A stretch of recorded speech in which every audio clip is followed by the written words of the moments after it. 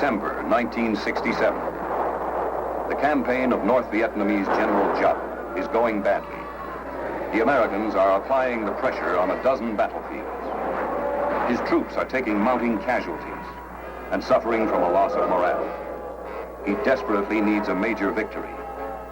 But the target he selects hands him one of the costliest defeats of the war and gives the Allies spectacular confirmation that a ground battle can be won by air power. Khe Sanh, an Allied base manned by U.S. Marines and 1 battalion of South Vietnamese Rangers. Cornerstone of the defense line where the demilitarized zone and the Laotian border meet. The mountains surrounding Khe Sanh overlook the Ho Chi Minh Trail. To Giap and to some Western observers, Khe Sanh's similarity to Dien Bien Phu make it a lucrative target, one that might bring a victory as decisive as the one that forced the French withdrawal a decade before. Into the area, Giap moves 2 full divisions, more than 20,000 men, and positions them to surround the 6,000 defenders. A 3rd division is moved toward the Marine base at Camp Carroll.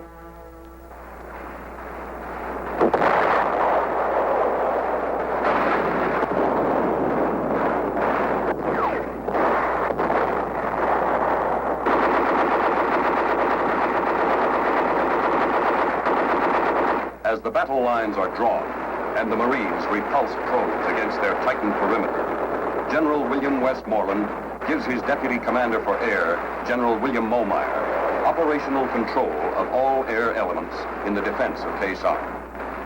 On January 19th, the largest and best coordinated air campaign of the war is launched against the enemy.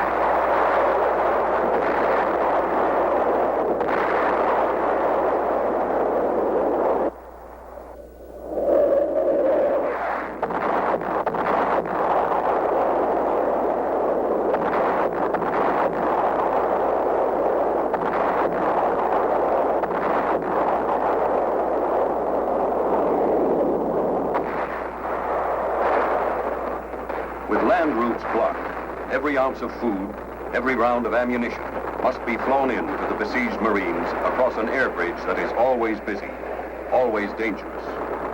Enemy gunners score a hit on an A-4 flown by Marine Major Bill Loftus. But Loftus is quickly recovered by Marine choppers and returned to Khe Sanh.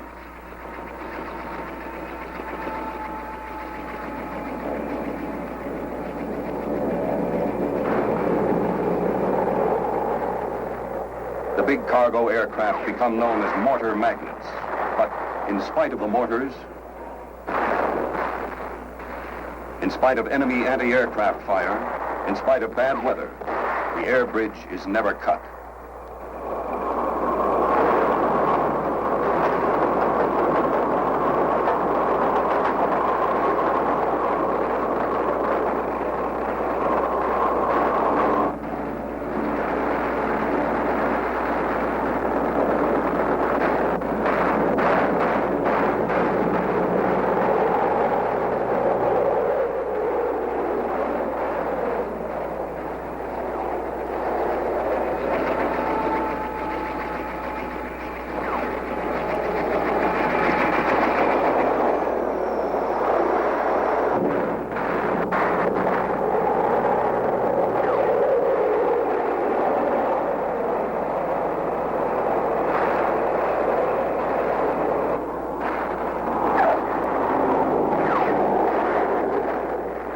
In the first month of the siege, Air Force C-130 and C-123 aircraft deliver nearly 11,000 tons of supplies and move more than 3,000 troops, refugees, and wounded in and out of the base. Their daily load averages as much as an 80-truck convoy.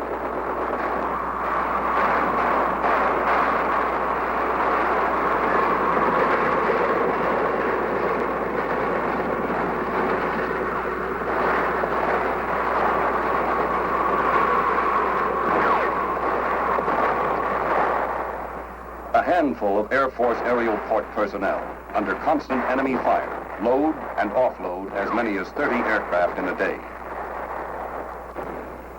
As the supply by air continues, the Air Force coordinates intelligence from all sources to pinpoint the enemy positions.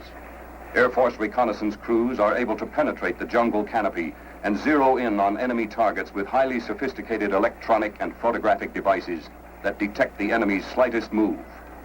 They often locate more than 300 targets a day. Jop's plan calls for a quick victory. He steps up the intensity of his assault, scores a hit on the Marine ammunition dump.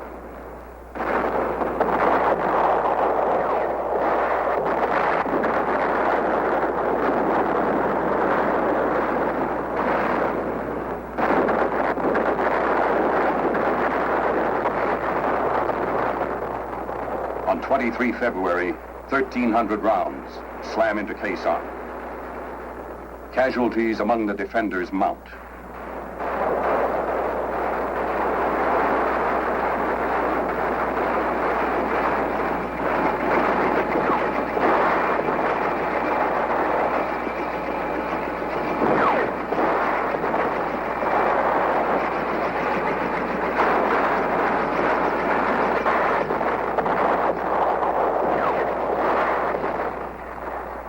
The Marines burrow deeper and call for suppressive fire from fighter aircraft.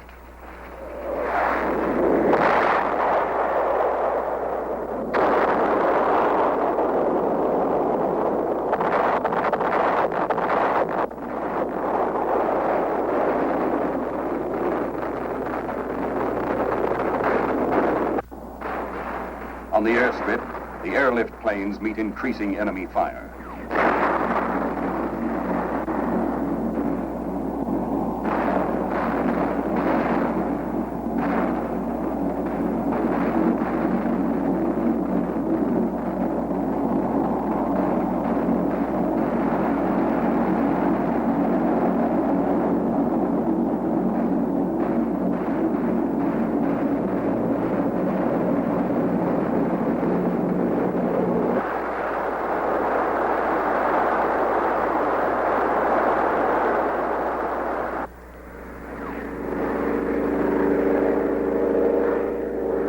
Intensifying barrage forces the planes to deliver the goods by parachute.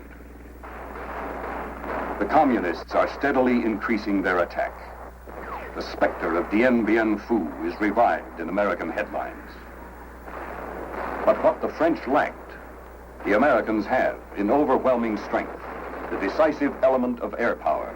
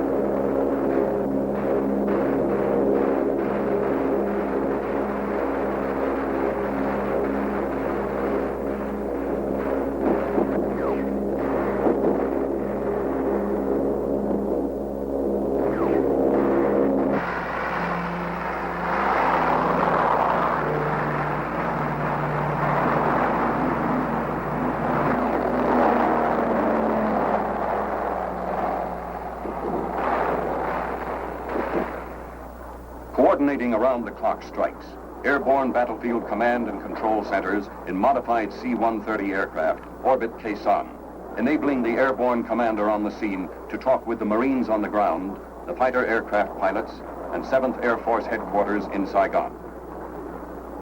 Armed with the latest target information, the ABCCs direct the forward air controllers, who in turn direct the fighter bombers to enemy positions within yards of the Marines' perimeter.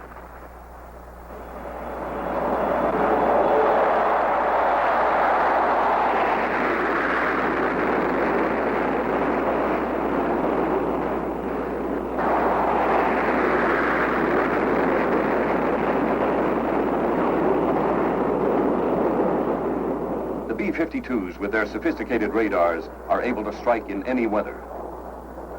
Each carrying more than 30 tons of bombs, blast enemy bunkers and supply dumps, devastating the surrounding landscape.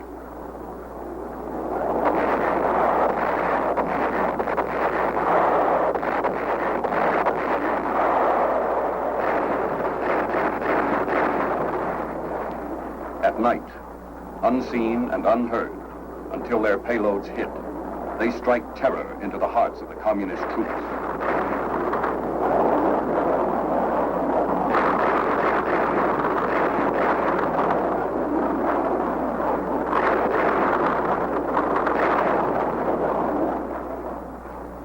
The air effort is massive.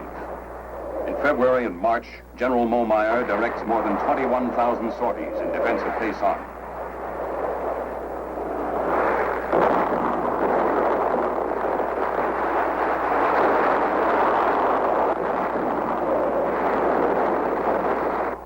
Of these, 2,500 are flown by the B-52s.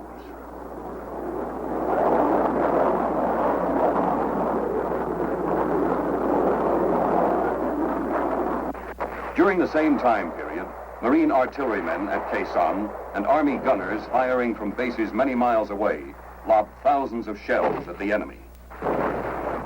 In March, about the time of the 14th anniversary of his victory at Dien Bien Phu, Giap orders the withdrawal of the first of 2 divisions which are then in the process of being destroyed.